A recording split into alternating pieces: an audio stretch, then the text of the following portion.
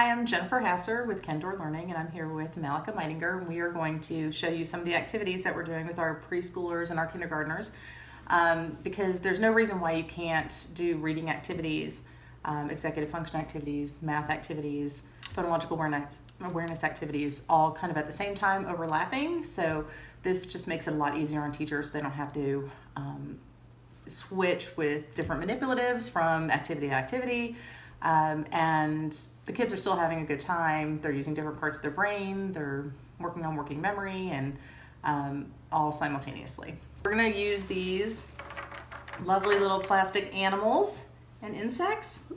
And what's our first activity? We're going to work on sorting. So sorting is a very important activity. It is both a math skill and a reading and writing skill. And so within sorting, you can do a lot of different things. Talk about the attributes of the objects, or you can do counting. Counting sets the stage for adding, subtracting, multiplying, dividing. So we're going to start with sorting. So as a teacher, my first activity might be, all right, we have all of these objects here. Can you sort them into groups? Now you may need to explain what sorting is to younger children, which is grouping objects together that have something in common. So let's say we wanted to sort by color. So Jennifer, can you sort these by color? Sure. So then this is where kids might say, oh, these are both orange. So they could bring the tigers and the centipedes together. And within sorting too, it's very open-ended, especially when you're using manipulatives that have multiple colors in it. You might have kids that group all of these together and say, oh, well, they're all kind of gray, or they have some gray in it, or they might even put the grasshoppers in with the orange group because it has a little bit of orange. So that's a great conversation to have with kids as well. You want to ask them because, letting them go and just kind of sort gives them the opportunity to kind of show you the way that they think. And executive functioning is how you group, things together and how you plan and organize. And some kids think about things completely differently. So another child might say, okay, I'm going to put all my animals together and all my insects together. Some might say, I'm going to put all my flying creatures together, my land animals, hippopotamus, they are land and water animals. And you'd be surprised how kids sort. So before you say, oh no, that's not right, because you were thinking, oh, I want them all by the type of animal, ask kids questions. Why did you put those together? Because you'll be surprised that sometimes they have very creative answers for what they've done. Absolutely. Okay. And another way to get them to start sorting, to lead into that, is just say, sort these objects, and then let them ask instead of giving them a predetermined topic to sort by. And that's another way that you can really see how they think.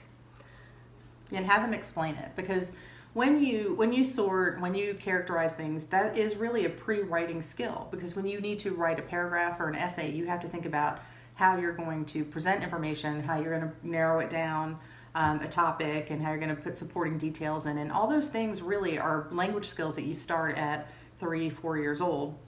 And the more developed those language skills are, the better you're going to be as a writer. And a lot of times people aren't thinking about that. Kids, you see writing all the way through high school where it just lacks organization, and teachers will write on it, lacks organization. And if you don't know how to organize, that doesn't really mean much to the kid when they get that feedback back. So this is really what we're starting. We're not saying you have to write things down, you have to, have a good sentence format or paragraph format. We're just saying, think about why you characterize things and how you would put them together. And then for the math aspect, you could say, okay, now that you've sorted these into groups, how many are in your centipede group? And you have the kids' object count. Now this is where you can see if they have one-to-one correspondence, if they have cardinality, they're counting in order, they're skipping numbers. So this is a great informal assessment as well to see how they are with their counting skills. So then once they've all counted, you could ask questions such as, which group has the most? So Jennifer, which group has the most objects? Well, I've only counted one set, so I have no idea. But I thought she was counting while I was talking. No, I know this one. Each group has 6, but these would be the most if I did it from that color. But that's something also you want kids to be able to do, is to be able to look and say, just without counting, this has more objects in it than this has. You can go further and say, okay, how many legs? You can sort them by the number of legs that they have. There's also, things that you can do with language concepts, sort them from largest to smallest, and then put them in order where you would say, okay, these might be the largest, and then organize them along that. But then in real life, are you going to have a centipede that is bigger than a tiger? I would guess not. So you could, I guess not. I would hope not. You might want to say, okay, well, let's organize it by what we think would be the largest in real life, and put them down. You know, you can do language terms like, which is the scariest to the least scary.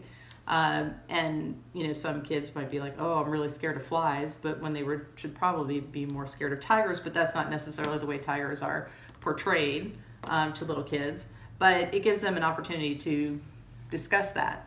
And those on a sliding scale, talking about, you know, like most scary, or things, you know, what would you most likely want to see at the zoo? Nobody wants to go pay to see a fly at the zoo. But those are all language terms that you can turn around and say, okay, well, I'm going to use this. We could use this for writing in 1st, 2nd, and 3rd grade. So it's not that you just do these with the little ones, but you get this kind of dialogue going for your older students so that their writing starts to take shape. And then with repetition of this activity as well, you can start having kids work on their subitizing, which is the ability to look at something and know how many it is. So that would be like if I held up this many fingers, you would automatically know that it's 3. You wouldn't have to say 1, 2, 3. So the more you do this, they'll start grouping and being able to count more efficiently. So they could maybe look at these grasshoppers and see, oh, this is a group of 2 right there, a group of 2 there, 2. And so they could count 2, 4, 6. So they become more efficient counters as well. In our next video, we're going to show you how to use these same manipulatives to do another activity called Follow the Leader.